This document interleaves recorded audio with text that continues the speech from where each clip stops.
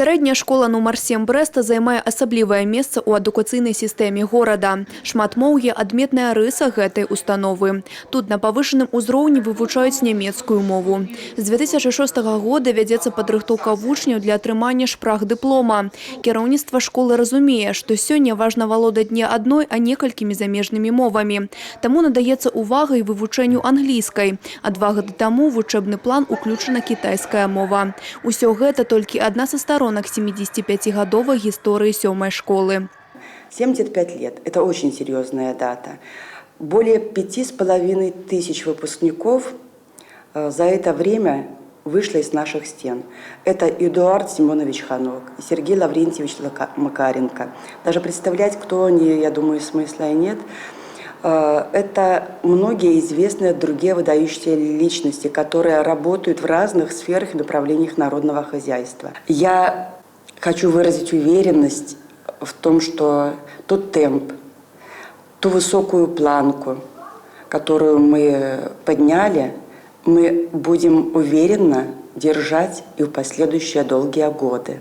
1323 вучня і 114 чалавек педагагічнага калектыва. Усе разам яны складаюць каманду, якая штогод паказвае вынікі. Сёлета ў скарбонцы 7-й школы 118 прызавых месцаў на алімпіядах розных узроўняў.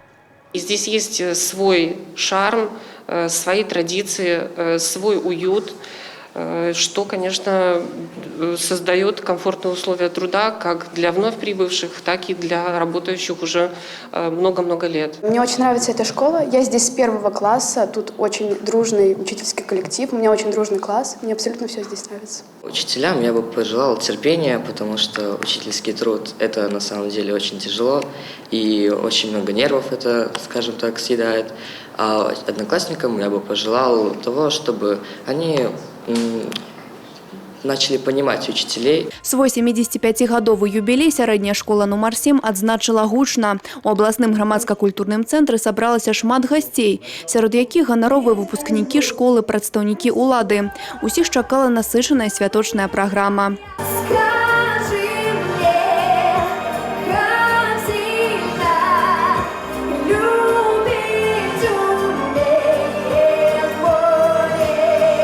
Школа номер 7 имеет свое лицо, школа номер 7 имеет свою лингвистическую немецко-китайскую фишку.